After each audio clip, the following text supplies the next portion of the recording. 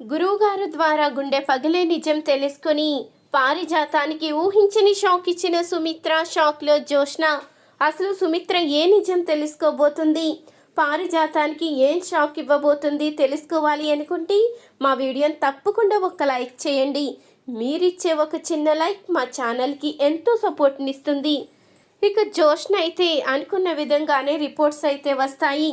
ఇక రిపోర్ట్లో తానే సుమిత్ర దశరథ కూతురునని రావడంతో అప్పుడే జోష్న అయితే నిర్ణయించుకుంటుంది, ఈ ఆస్తి నేను దక్కించుకోవాలి. ఈ 15 నెలల్లో నేను పెళ్లి చేసుకొని నేను ప్రెగ్నెంట్ అవ్వకపోతే ఖచ్చితంగా ఈ ఆస్తి కార్తిక్ బాబు వాళ్ళకే వెళ్ళిపోతుంది. అలా జరగడానికి వీల్లేదు. అలా జరగకుండా ఉండాలి అంటే నేను పెళ్ళికి ఒప్పుకోవలసిందే అంటూ ఇక జోష్న అయితే నిర్ణయించుకుంటుంది.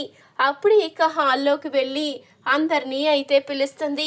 ఇక పిలవంగానే అప్పుడే శ్రీమన్నారాయణ అయితే అడుగుతూ ఉంటాడు, ఏంటమ్మా జోష్న, ఏం నిర్ణయించుకున్నావు? అయినా ఇప్పుడు అందరినీ హాల్లోకి పిలిచావు, ఏం చెప్పాలనుకుంటున్నావు అంటూ శ్రీమన్నారాయణ అడిగేసరికి, తాత నేను ఒక నిర్ణయం తీసుకున్నాను, అది మీ అందరితో చెప్పాలని ఇక్కడికి పిలిచాను అంటూ ఇక చెప్తూ ఉంటుంది జోష్న. ఏంటమ్మా అది, ఏం చెప్పాలనుకుంటున్నావు అంటూ సుమిత్ర కూడా అడుగుతూ ఉండగా అప్పుడు ఇక జోష్న అయితే, నేను పెళ్లి చేసుకోవడానికి ఒప్పుకుంటున్నాను మమ్మీ, మీ ఇష్టం వచ్చినట్టే నాకు పెళ్లి చేసి పంపించండి, మీకు నచ్చిన సంబంధం చూడండి అంటూ ఇక జోష్న అయితే చెప్పంగానే ఆ మాటకి సుమిత్ర అయితే ఎంతగానో సంతోషపడిపోతూ ఉంటుంది. నువ్వు పెళ్ళైన తర్వాత కూడా ఎక్కడికి వెళ్ళవలసిన అవసరం లేదు జోష్న, నువ్వు ఇక్కడే ఉండొచ్చు అంటూ ఇక సుమిత్ర అయితే అంటూ ఉంటుంది. సరే మమ్మీ, మీ ఇష్టం, ఎలాగైనా పర్వాలేదు, నేను పెళ్లి చేసుకోవాలని నిర్ణయించుకున్నాను అంటూ జోష్న అయితే చెప్పంగానే ఇక ఆ మాటకి అందరూ కూడా సంతోషపడుతూ ఉంటారు. ఇక దశరథ అయితే నిర్ణయించుకుంటాడు, పెళ్లి చేసి నిన్ను దూరంగా పంపించేస్తే ఇక మా కుటుంబానికి ఎలాంటి ఇబ్బంది ఉండదు, నా కన్న కూతురికి కూడా ఎలాంటి ఇబ్బంది ఉండదు అంటూ దశరథ అయితే తన మనసులో నిర్ణయించుకుంటాడు. ఇంతలో సుమిత్ర అయితే ఆలోచిస్తూ ఉంటుంది, జోష్న పెళ్లికి ఒప్పుకుంది కాబట్టి తన జాతకాన్ని గురువుగారికి ఒక్కసారి చూపించాలి, ఏవైనా దోషాలుంటే ఏదైనా పూజలో హోమాలో చేసి ఖచ్చితంగా గురువుగారు ఈ సమస్యకి పరిష్కారాన్ని చెప్తారు కాబట్టి గురువుగారిని కలుసుకోవాలి. జోష్న జాతకం చూపించి చాలా సంవత్సరాలైంది, ఇప్పుడు పెళ్లి చెయ్యాలి అనుకుంటున్నాం కాబట్టి తన జాతకంలో ఏముందో తెలుసుకోవాలి కదా అంటూ ఇక సుమిత్ర అయితే నిర్ణయించుకుంటుంది. ఈయనతో చెప్పకుండా వెళ్ళడమే మంచిది, చెప్పి వెళ్తే ఖచ్చితంగా ఏదోటి అడ్డంకి చెప్తారు, ఇంట్లో ఎవరికీ తెలియకుండా వెళ్ళొస్తాను అంటూ సుమిత్ర అయితే ఇక ఎవరికీ తెలియకుండా గురువుగారి దగ్గరికి అయితే వెళ్తుంది. అప్పుడే ఇక గురువుగారు అయితే సుమిత్రని చూసి, అమ్మా సుమిత్ర, ఇప్పుడు నీ ఆరోగ్యం ఎలా ఉందమ్మా? నీకోసమే ఆ రోజు నీ భర్త యజ్ఞాలు హోమాలు చేశాడు, ఆ ఫలితమే ఈరోజు నిన్ను బ్రతికించింది అంటూ అనంగానే, అవును గురువుగారు, అంతా మీ చలవే, అందుకని మిమ్మల్ని కలుసుకోవడానికే వచ్చాను, నా కూతురికి పెళ్లి సంబంధాలు చూడాలి అనుకుంటున్నాము, ఒక్కసారి దాని జాతకం చూసి ఎలా ఉందో చెప్పండి, దానికి పెళ్లి చేసి ఇక్కడ ఇల్లరకు ముంచుకోవాలి అనుకుంటున్నాము, అసలు దాని జాతకం ప్రకారం ఇదంతా జరుగుతుందో లేదో ఒక్కసారి చూసి చెప్పండి గురువుగారు అంటూ సుమిత్ర అయితే అడిగేసరికి అప్పుడే ఇక గురువుగారు అయితే జాతకం చూస్తారు.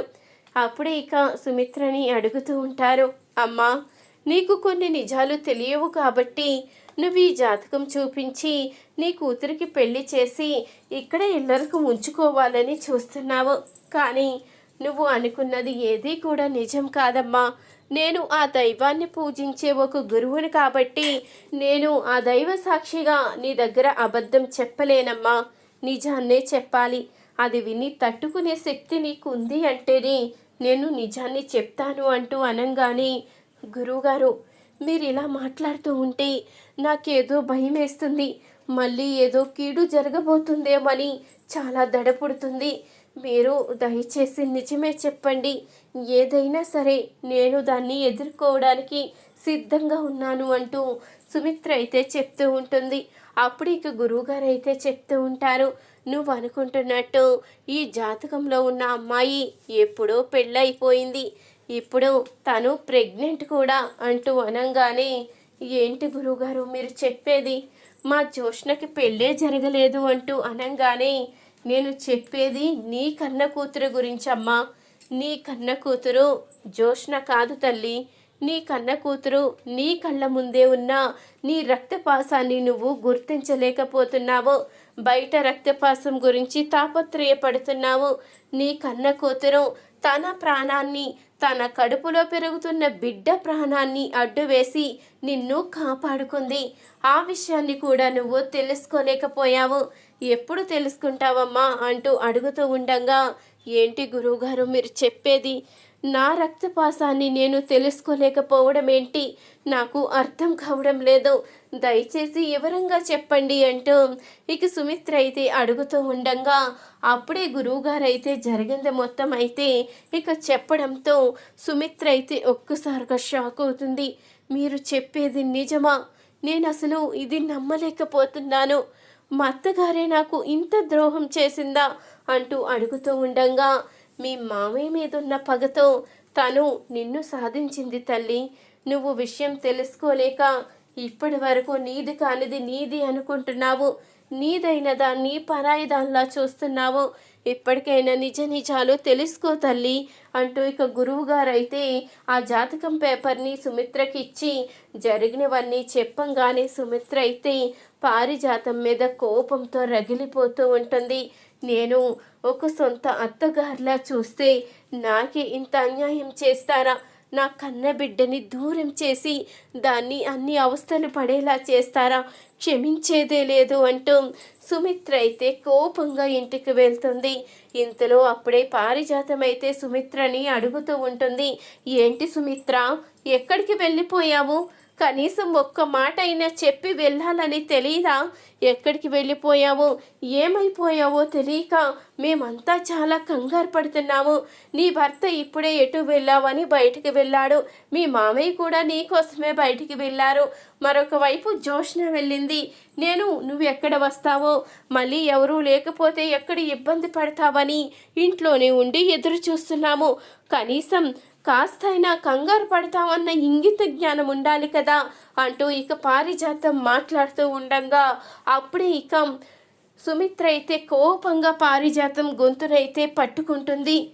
ఏంటి సుమిత్ర, ఏమైంది? నా గొంతు పట్టుకున్నావేంటి?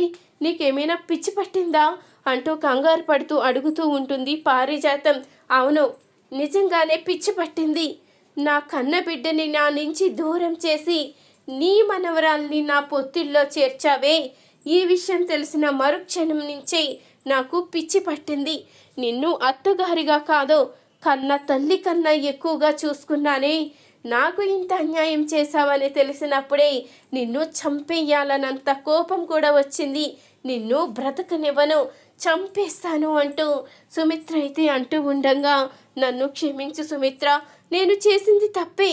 కానీ నువ్వు అనుకుంటున్నట్టు నీ బిడ్డ మారిపోలేదు సుమిత్ర. నీ బిడ్డే జోష్న, నా మనవరాలే నాకు దూరం అయిపోయింది అంటూ అనంగానే, లేదు, నా కన్న బిడ్డ జోష్న కాదు, నా కన్న కూతురు దీపే ఈ ఇంటి వారసురాలు. నీ మనవరాలే జోష్న అంటూ సుమిత్ర అనేసరికి ఆ మాటకి పారిజాతం అయితే ఒక్కసారిగా షాక్ అవుతుంది.